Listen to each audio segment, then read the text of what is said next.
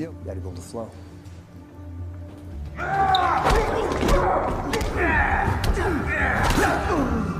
The film begins with a daytime scene where a father and his son watch a boxing match together. The boy, Travis Austin, is protective of his loved ones and isn't afraid to fight back when they are harmed. He has a younger sister, Kelly, and they grow up in a troubled home due to their father's frequent losses. One day, their father leaves Travis at an orphanage, giving him only their picture. Heartbroken, Travis runs away in tears, unable to accept being abandoned. Years pass, and Travis, now an adult, is preparing for a light heavyweight world championship boxing match. Before the fight, he receives encouragement from his coach and adoptive brother, Eddie, as well as his girlfriend, Dana, who kisses him for good luck. That night, he faces Willie Roman in the ring. In the first 3 rounds, Roman dominates, but after hearing Eddie's motivational words, Travis regains his energy and counterattacks, launching a series of punches that ultimately secure his victory. To celebrate, Travis throws a lavish party at his mansion. Guests, including Eddie's daughter, Ashley, admire his championship belt. Joe, a friend recently released from prison and also a professional boxer, attends the party and showers Travis with praise. Another guest is Dennis, a childhood friend from the orphanage. As the night progresses, Ashley asks Eddie if she can stay over, and with Travis's support, Eddie agrees. Later, Joe introduces Travis to Rico, an underground boxing promoter who profits from betting on fights. Rico gifts Travis an expensive watch and offers his assistance if ever needed. The following day, tragedy strikes when Dana discovers Ashley's lifeless body, seemingly from a drug overdose. The house is thrown into chaos.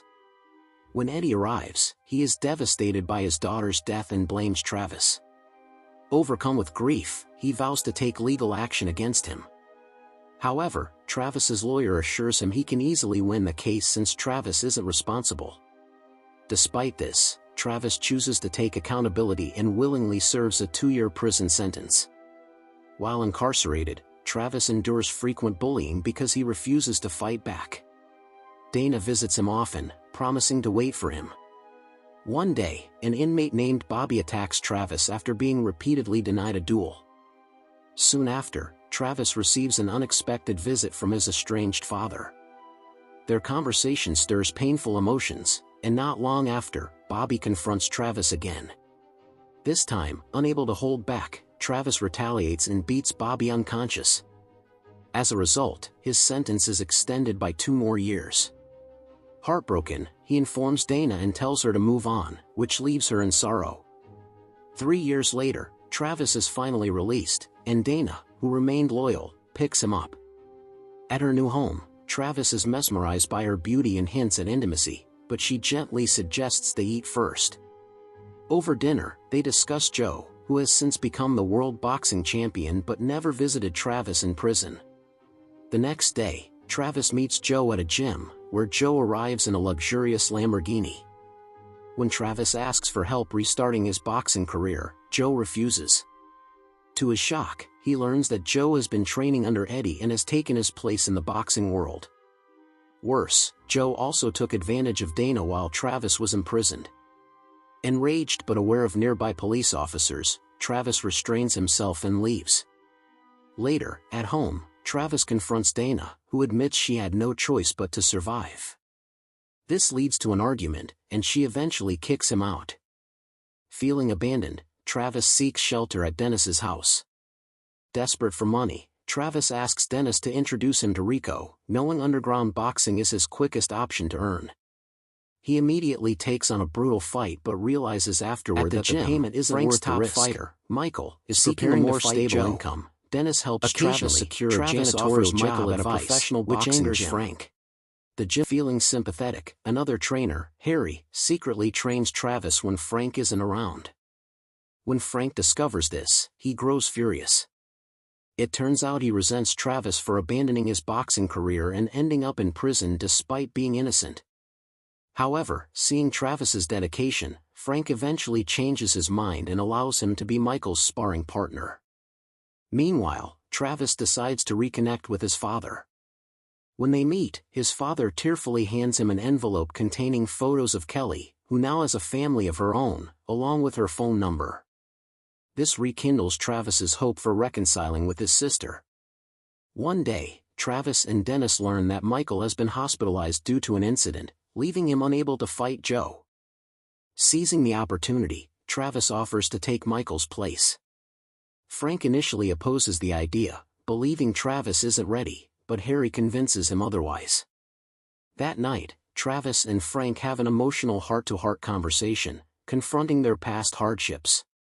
This deep discussion allows them to bond, and Frank ultimately agrees to support Travis as his new coach. The next morning, Harry informs Eddie and Joe that Travis will replace Michael in the match. Eddie is visibly displeased, not wanting Travis back in the ring. Meanwhile, Travis trains rigorously to regain his form. One evening, while at a cafe with Dana, Joe suddenly appears and confesses that he was responsible for Ashley's death. He not only supplied her with drugs but also assaulted her. Moreover, he orchestrated Travis's imprisonment, ensuring he lost everything. Furious but determined to seek revenge in the ring, Travis holds back his anger. The next day, Dana visits Eddie's gym and tells him the truth about Joe. That night, before the fight, Eddie visits Travis's room, apologizing for not believing him earlier. However, he remains professionally bound to Joe. As the fight begins, Travis struggles in the first 3 rounds, having been out of the ring for 4 years. Joe lands several hard hits, even knocking him down. But during a break, Frank reignites Travis's fighting spirit. By the 4th round, Travis starts his comeback. The battle continues fiercely until the decisive 10th round, where Eddie, finally realizing Joe's deception, exposes his crimes. This revelation shakes Joe's confidence. When the round begins, Travis, fueled by his pent-up rage, unleashes a powerful punch that sends Joe flying out of the ring ropes. Travis is declared the winner, reclaiming his title as the world champion. The next day, Travis and Dana visit Kelly's home.